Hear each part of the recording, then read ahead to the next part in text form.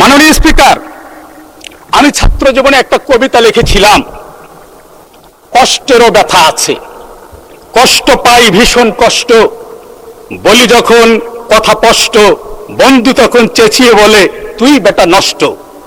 আজকে এই মহান সংসদে এসে যখন আমি তন্ময়ের সাথে কিছুদিন ধরে বক্তব্য শুনছি, 26-এর আগে 24-এর পূর্বে আমাদের কথা, আমাদের সুর, আমাদের ল, আমাদের তাল সব ছিল এক এবং অভিন্ন।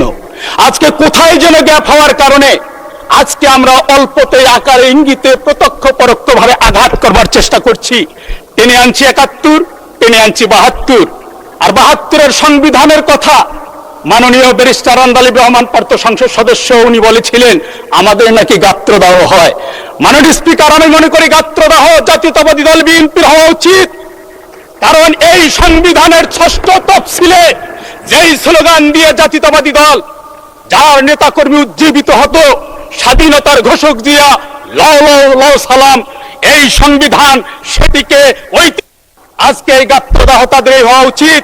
কারণ এই সংবিধানের দোহাই দিয়ে মাননীয় মহাসচিব আছেন, উনি তো কাব্যিক ঢঙ্গে বলেছিলেন বিভিন্ন কর্মসূচিতে, কোন সংবিধান, এটি তো আওয়ামী লীগের নির্বাচনী তফসিল।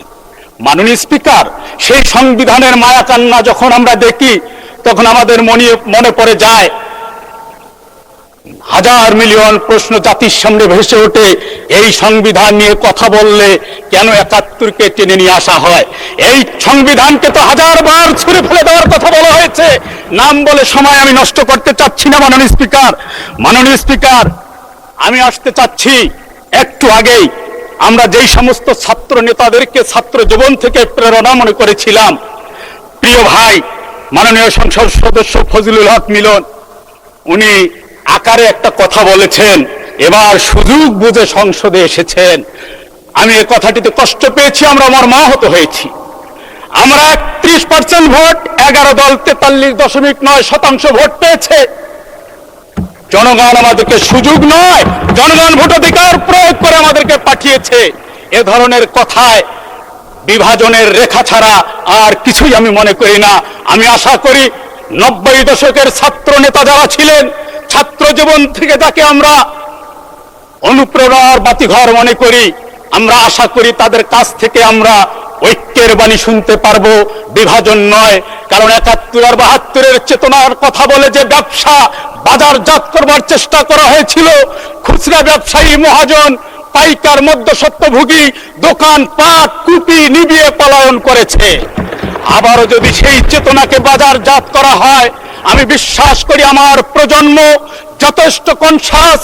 4র্থ শ্রেণীর বাচ্চা যখন ক্লাসরুমের 50টি ফ্যান, ক্লাসরুমের 5টি ফ্যান, ক্লাসরুমের বাইরে 50টি ফ্যানের থিওরি আমাদের সামনে দেয়, তখন আমরা আশান্বিত হই। এই প্রজন্মই তো আমাদেরকে জুলাই দেখিয়েছে, এই প্রজন্মই আগামীর বাংলাদেশ গড়বে মাননীয় স্পিকার। সুতরাং মাননীয় স্পিকার, নতুন প্রজন্মকে পুরানা চেতনা নামক ট্যাবলেট দিয়ে অচেতন করার কোনো সুযোগ নাই। মানুষ যথেষ্ট কনসাস মাননীয় স্পিকার। মাননীয় স্পিকার, 12 ফেব্রুয়ারি 2টি ভোট হয়েছে, একটি সরকার গঠন আর একটি রাষ্ট্র গঠন।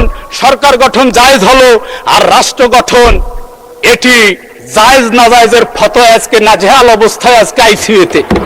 মাননীয় স্পিকার, একটি জায়েজ হলো, একটির স্বীকৃতি দিলাম, একই গর্ভে 2টি সন্তান জন্মগ্রহণ করলে একটিকে স্বীকৃতি দিলাম, আর একটির ডিএনএ টেস্ট পজিটিভ হওয়ার পরেও তাকে গলা চিপে হত্যা করে মর্গে পাঠাচ্ছি।